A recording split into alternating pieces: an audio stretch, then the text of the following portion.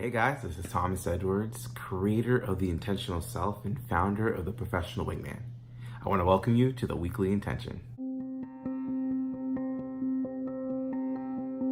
The Weekly Intention shares personal stories of the trials of life, the triumphs and tribulations that come with it, and the gifts from the lessons that you can learn so you can apply it to your life with intention. We're here for another week. I am just coming back from a weekend workshop and it was an amazing experience, and I'll get into that another time. But I wanted to talk to you about setting targets and setting goals. You know, right now I'm in the last week of my first 90-day challenge where I've created targets, goals I want to accomplish at the end of these 90 days. And I'm putting in all the effort that I can to try to hit my targets as best as I can. And the progress has been really, really good. And when I think about love, lifestyle, leadership, and legacy, each zone of intention, I've been able to make significant transformation in each of those zones in a short period of time. Now, this is something that I'm choosing to do. You don't necessarily have to do 90-day target. This could be something that you can set to do for a year or a half of a year or 5 years. But what's really interesting is when I set targets, it immediately puts me in a place of having to do something. I have to do something in order to get closer or to hit my target. Now, every time I shoot, every time I take an action does not necessarily mean I'm going to hit a bullseye on my target. Sometimes I'll miss, sometimes I'll come up short, and sometimes I'll exceed my target and actually do more than what I had intended to do.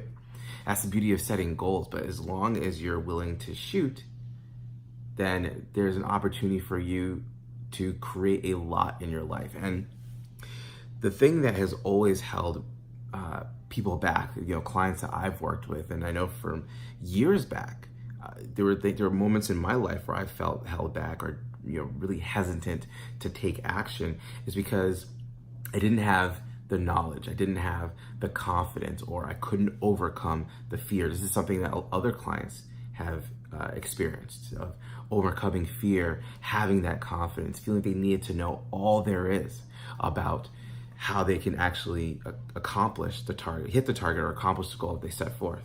Here's the thing, guys, like when it comes to anything, whether it's hitting targets, starting a new habit, or just sheer transformation, the beginning stages of just creating change in your life, you gain energy, you gain confidence, you gain know-how, and most importantly, you gain resilience after and because we do something, not the other way around.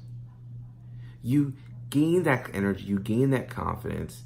For example, like walking into the gym for the first time. You may not necessarily know exactly what you're going to do for your workout, but just walking into the gym for the first time, putting your feet onto the mat, creates this energy, creates this confidence that, yeah, at least I made it here.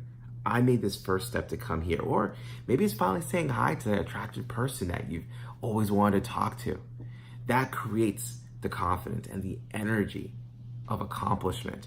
Or it could just be enrolling in that new business management course because you're looking to elevate in your career. Taking that first step, registering for that class, showing up on the first day. That becomes energy and confidence as a result of the act. In fact, my wife said a long time ago, confidence is a result of what you do, but it's not a requirement to do something. And the more you do, the more confidence you get as a result. It's as simple as that. The lesson I want to share with you is, I wrote it down, just putting in some effort, and it doesn't matter how small it is, can change your life. Even the most minimum amount of effort can change your life. And I'm gonna share two stories. I was tasked to do something pretty bold. My team and I were tasked to do something pretty bold, which was actually raise money, a significant amount of money in a short period of time to feed the hungry. In fact, it was very specific. We had to, the goal was to feed 50,000 people in 90 minutes. And every dollar went to 10 people. And in 90 minutes, we had to scramble and actually do something about it. And at first we're thinking to ourselves, holy crap, like how are we going to make this kind of money? How are we going to make this kind of impact in 90 minutes? The end result, at the end of those 90 minutes, we were actually able to feed well over 17,000 people. Now, did we hit our 50,000 person goal? No, of course not. But we also were able to feed over 17,000 people. And I don't know what the status is of that at this time, because actually after the 90 minutes that we went to ask people to donate, we walked around the street. I did a Facebook Live for about an hour, had other people that were reaching out to their friends, their family, asking for support. Even after those 90 minutes, people were still donating. People were still feeding the hungry. And about 3 hours to the time the recording of this video, we were up to well over 27,000 people being fed. Now, once again, not the 50,000 person goal that we had set for ourselves. And in the end, we still were able to feed 27,000 people. And the impact and the feeling of being able to do that with just 90 minutes of concentrated effort.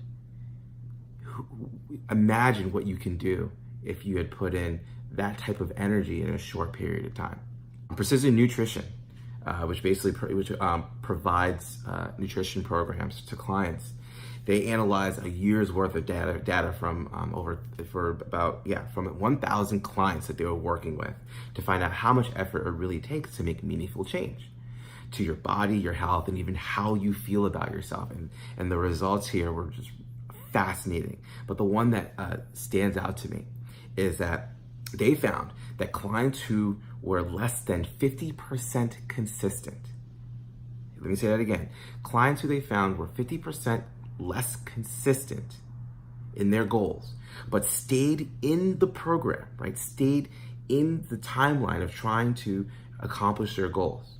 In this particular instance, the program lasted a full year. They end up losing anywhere between 5 and 6% of their total body weight, which in their case was 11 pounds. And that applied to both men and women. So think about that. 50% less consistency over the course of a year. And they were still able to lose 5 to 6% of their total body weight, which accounts for 11 pounds. Which means when you think about it, what does that even look like, right? What does it look like to do less than 50% consistency? Well, I'll use a real life example here, right? Let's say, for me, I've made huge changes in how I eat and how I exercise. And so what it really started for me was this is recommended by one of my coaches, to have a green juice in the morning. And that sparked a whole thing of just being conscious of what I eat. Now, when I originally had set out to eat better, my goal was to, hopefully within the course of a day, to avoid having multiple meals that would be considered bad. Basically not eating pizzas or burgers all the time. So my goal was to make sure that I didn't have 2 meals out of a day that were bad. There were some days in that particular week where I still had 2 days of 2 meals of that day just weren't great.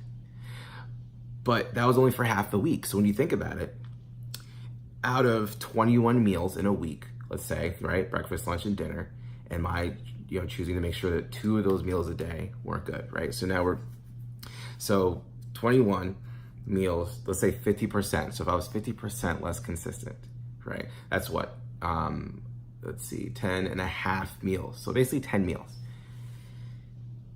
Now, think about this before. Before, I didn't care about what I was eating. I would eat anything. And so every meal had an opportunity to be bad. But if I just allowed myself to have 10 meals that were good for me, that still made a huge difference. In fact, it made such a huge difference that I started off this year weighing 193 pounds. And at this moment, my last weigh-in, which was towards the end of this week of this recording, I was down to 182 and a half. That is just simply from altering what I was eating. Staying under 2,000 calories, which is actually basically my big thing, but making sure that I stayed under 2,000 calories. Doesn't mean I did it every day. In fact, I would say I average maybe one day a week where I'm actually over 2,000 calories, but every other day I'm under that mark. But you don't even have to do that. Even if you were under that mark 3 days a week, you would still see a difference over the course of a long period of time. Now, what's different for me in my case is that because I'm doing it more consistently, I'm gonna see results a lot quicker than other people who might have been doing it half the time. But that still doesn't mean that you don't get results. So imagine what this looks like in your love life. Let's say you're afraid to approach people and your goal is to approach 5 people in a given week, let's just say. Even if you only hit 2 each week, that's still 40% capacity. That means you are changing your life at a level of 40%, which in the long term is significant. I mean, that means you're going from 0 people you're approaching a week to 8 people that you're approaching every single month, which now equates to 96 people over the course of a year when you actually started with 0. Even though your intention was to do, 240 people, you still are able to approach 96 people. Do you know how that can transform someone's life just by going up and saying hi to 96 people? What about in your lifestyle? What about going out to social events? What about exploring your passion and choosing to set a goal for going 3 times a week, but you actually do it 1 time a week? And how that can actually change your life in terms of who you meet, the experiences you have. What about education? Committing to studying, committing to reading 3 times a week, but you only end up doing it 1 time a week, which is still better than 0. And so at that point, 33%, 50%, 20%, 10%, you can be at 5% increased capacity and still be able to see significant change over a long period of time. And that's the beauty, guys, of applied action. The result is confidence. The result is knowledge. The result is energy. And when you do act, when you create action and you get those feelings, you get that result of energy, confidence, resilience, understanding, knowledge, all of a sudden now you are more likely to repeat that action over and over and over again. Like I said, guys, I just started off by just trying to not eat poorly multiple meals in a row. And then that turned into creating a diet plan that was around me having less than 2,000 calories, which then led to me losing 10 pounds in 3 months, which, to some people that may not be a lot. And sometimes we get focused on these crazy 30-day challenges where people are shredding and you're seeing crazy transformations, when that's not how life works. If you're really trying to create lasting change, if you're really trying to do something to commit to that you can feel comfortable, that works in your life, this is the better way to go about it. You don't have to be 100% all in on the action or the multiple of actions. You just need to be 100% committed to the desired outcome and not necessarily care so much about what that looks like. You might want it to look like 5 times a week you're working out, but if you're working out 2 days, 2 times a week, that's still better than what you were doing before, which was 0. So to be 40% capacity on creating change in your life is going to be just as transformational as if you were trying to do it at 100%. You're just going to see it a little bit later as you would if you were doing it 100%. My question for you is, where in your love, lifestyle, leadership, and legacy do you find yourself not applying any effort? And as a result, you're creating no consistency and stalling your confidence towards transformation. And what is your intention to set a target that even if you were putting in less than 50% effort, you'd still get results? As I start to work on my next 90-day challenge, which is going to be even bolder than my first quarter 90-day challenge, I'm going to keep this in mind, because if I'm just shooting and just taking action and I start to just build energy, build confidence, build momentum, build knowledge, it's going to build upon itself, and I'm going to do repeated action, consistent action, and eventually I may start off at 10% capacity and then get to a place where I might even be at 90, 95, 100% capacity, and results and transformation can happen in a moment, just like that. But the first step that has to be made, the first step that any of you have to make towards that transformation, is by simply taking action. This is something that when I talk to my clients, I create a step-by-step game plan that pushes them towards action, simple action, that allows them to get closer to the results that they ultimately want on a bigger scale.